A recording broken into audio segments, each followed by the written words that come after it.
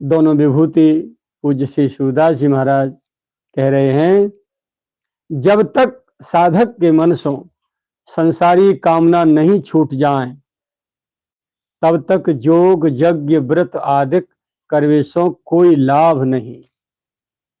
मूल है हत्या की जड़ कामना।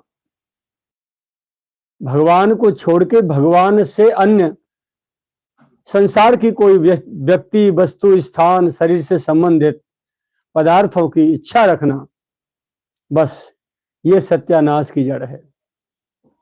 भगवान को हमसे दूर करने का एकमात्र यही शस्त्र है, या ये कहो कि हमारे और भगवान के बीच में ये दीवाल है, कामना, और यही पुनर्जन्म का कारण होती है।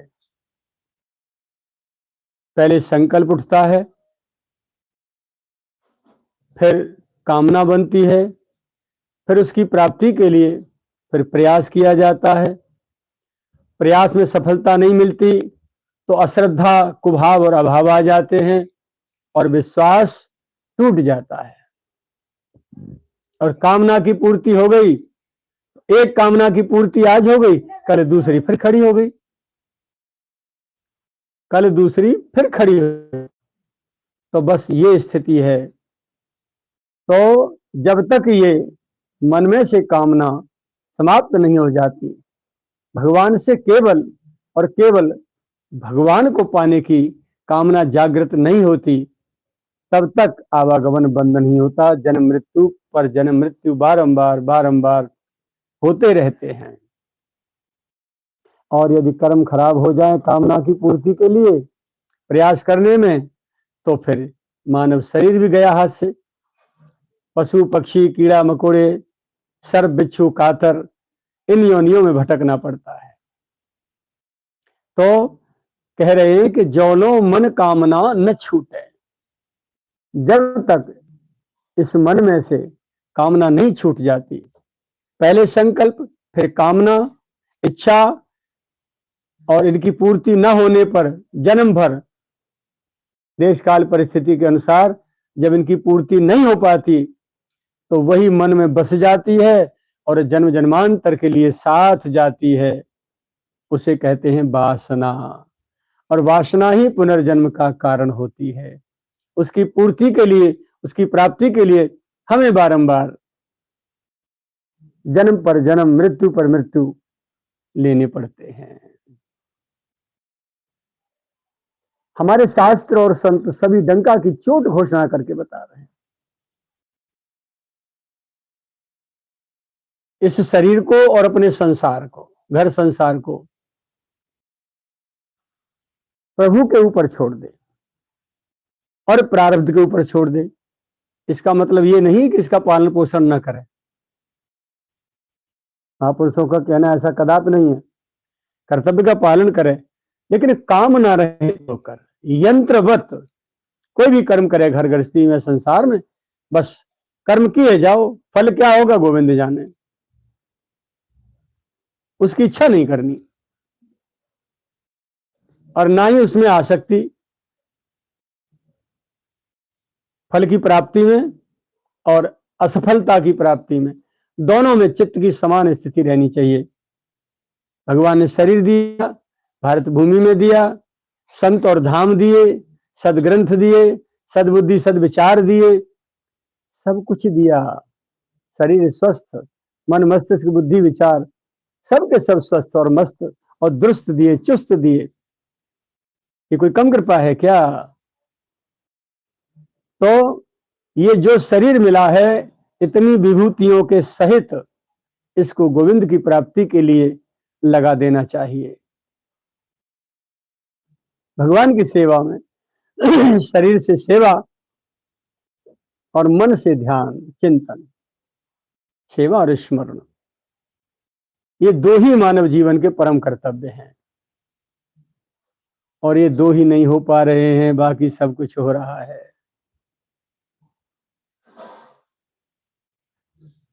सच्चे महापुरुषों के जो शरणागत जीव हैं,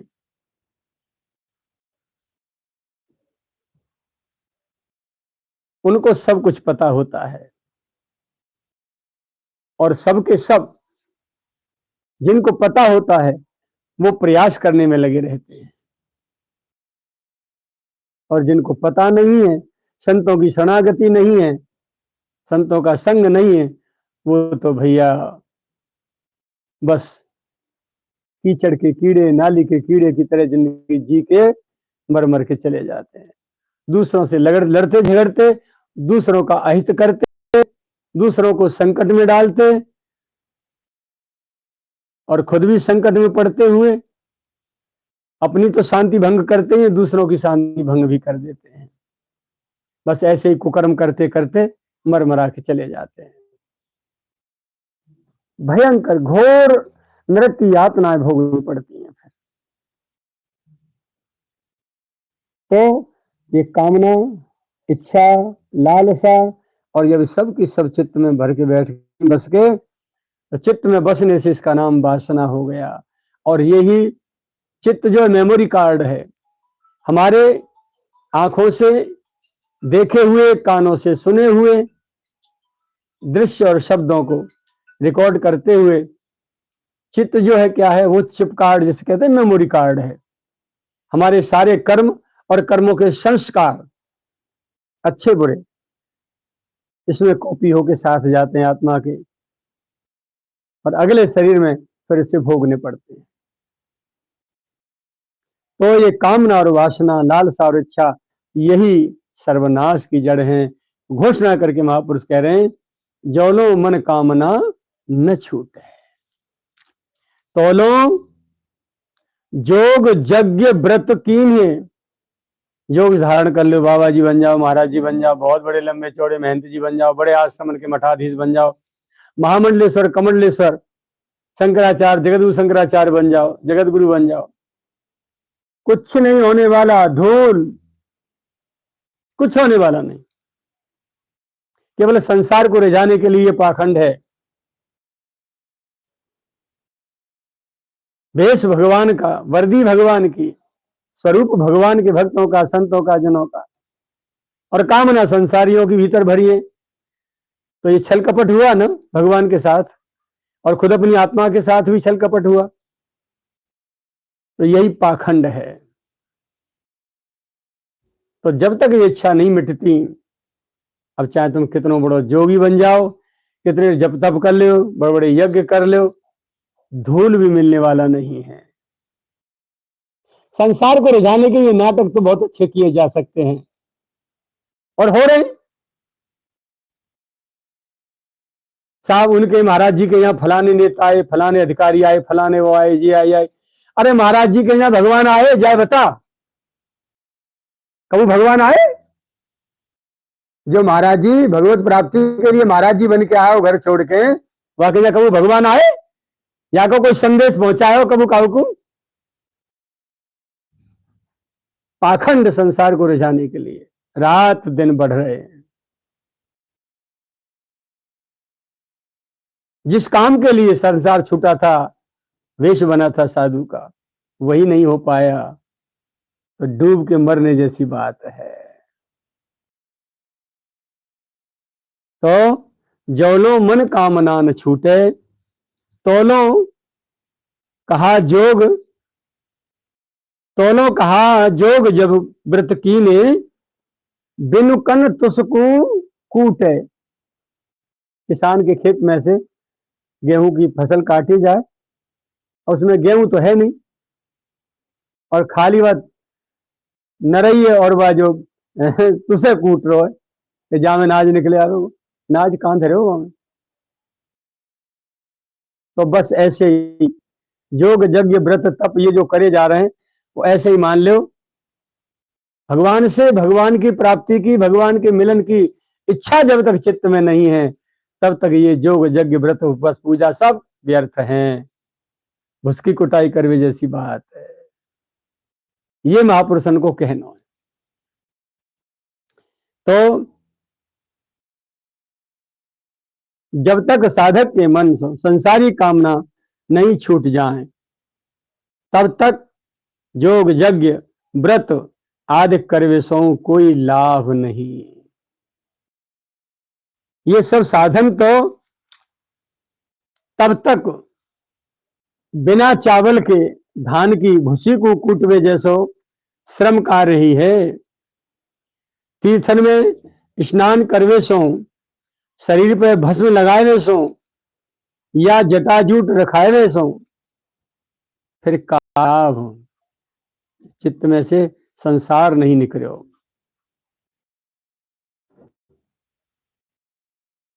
अठारह पुराण परवेशों अथवा ऊपर उठते धुआं को घूंटवे सो, बहुत लोग नीचे आग जला लें धुआं और उल्टे लटक जाए, वह धुआं पीवे तो भगवान मिल रहे, आंखें ने खराब कर रो, फेफड़ा ने खराब कर रो।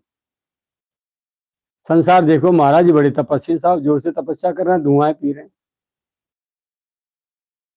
भगवान नारी छे नाटकंते, ये महापुरुषन की वाणी कह रही है। सीधे सीधे रहो, सीधे सच्चे सरल रहो, रूखा सूखा भूखा खाके जीव से अखंड भगवत नाम और मन से निरंतर प्रियतम का ध्यान और चिंतन, तब कछु बात बने पते की सी, नहीं तो व्यर्थ कोई जीवन जियो जा रहे हो। 18 पुराण पढ़वेशों अथवा ऊपर उठते धुआं को घूट घूट घूट के पीवेशों, अर्थात उल्टे लटक के सिर के नीचे धूनी जराए के तप करवेशों का लाभ कोई लाभ नहीं। संसार की समस्त मान बढ़ाई और शोभा सोहू कर्म बंधन नहीं छूटे हैं। लोग बहुत कैसा, महाराज जी बहुत अच्छे बहुत बड़े संत हैं, महाराज जी अपने गरीबान में झांक के देखे, तू संत तत्व कनाने का देगा पैसा भर, ये संसार का कह रो है, जैसो ये कह रो वैसो तू है का, ये देखना चाहिए। जब कोई हमारी प्रशंसा और निंदा कर रहे हो तो हमें गरीबान में झांक के देखना चाहिए। प्रशंसा कर रहे हो तो भगवान इनके मुख से, इनके माध्यम से हमें ऐसो बनने की आज्ञा कर रहे हैं, संदेश दे रहे हैं। और यदि कोई आलोचना कर रहा है हमारी, तो देखना चाहिए कि वो अवगुण हमारे में है कि नहीं है, तो निकाल दो, नहीं है तो जिंदाबाद। का उससे अटकवे की छेड़वे को मतलब का, अपने को देखो। सामने से जब कोई शब्द अपने तक आ रहा हो अपने विषय में, तो तत्काल वह अपने में देखो कि मैं कितने में पानी में हूं, कहां हूं। करे कछु और कहे कछु, अर्थात करनी कछु तथा कथनी कछु और, मन दसों दिशान में भाग तो फिरे। यासो कछु है वे बारो नाय, कछु होनो नाय। जो काम क्रोध लोभ मोह मदादिक शत्रु सो छूट जाए, याते कछु है विवारो है, विकार मुक्त है जाए, निर्विकारी है जाए। सूरदास जी कह रहे हैं कि तब ही अज्ञान को नाश होएगा और ज्ञानाग्नि की लपट फूट पड़ेंगी। कब? जब चित्त में से विकार समूल नष्ट है जाएंगे।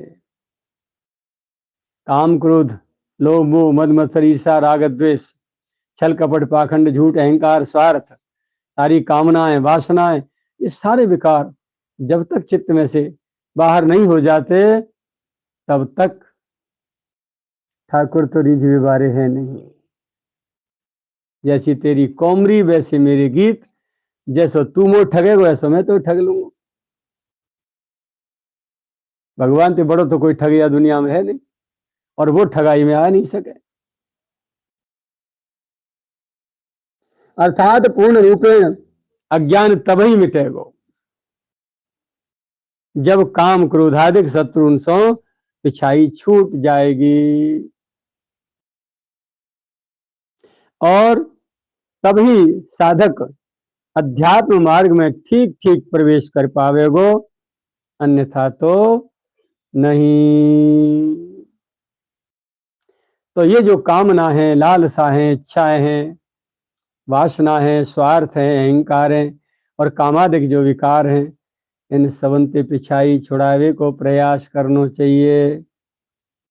ऐसा मान लियो जाए कि माला कर रहे हैं, भजन कर रहे हैं, नाम जप कर रहे हैं, या इतने सब कछु है जाएगो। भैया हमें तो कछु हो तो ना दिख रहो। रेलवे स्टेशन के कूड़ेदान में जैसे रबड़ी पटक दी होगा, कोई खा सके? जब तक हृदय रूपी डस्टबिन में सफाई नहीं है जाएगी, अंतःकरण रूपी पात्र जो जब तक शुद्ध साफ नहीं है जाएगो, तब तक भगवान को चिंतन और भगवान को नाम दोनों ही कूड़ेदान की डस्टबिन की तरह ही गंदे होते चले जाएंगे। क्योंकि बिना साधना के, साधना और भजन दो शब्द हैं, पहले निवेदन कर चुके हैं। मन को, भागे हुए मन को, बार बार विकारों में भागे हुए मन को, बार बार कामनाओं की पूर्ति के लिए भागे हुए मन को रोक रोक के लाना, मन को साधने का नाम साधना, और फिर भगवान के चिंतन में लगा देना, ग्रंथ अध्ययन में लगा देना, कीर्तन में लगा देना, ध्यान में लगा देना, नाम जप में लगा देना, पाठ में लगा देना, स्वाध्याय में लगा देना, जिसे छोड़ के मन भजने न पाए भज न, ये भजन है। तो मन की चंचलता कैसे रुके? मन की चंचलता का कारण क्या है? यही है कामना, इच्छा, स्वार्थ, अहंकार, जो झिकना रहे हो जीव, और झिकना रहे हो। तो कामना सत्यानाश की जड़, हत्या की जड़ है। इसी से बचा जाए तो आवागमन से पिछाई छूट जाए।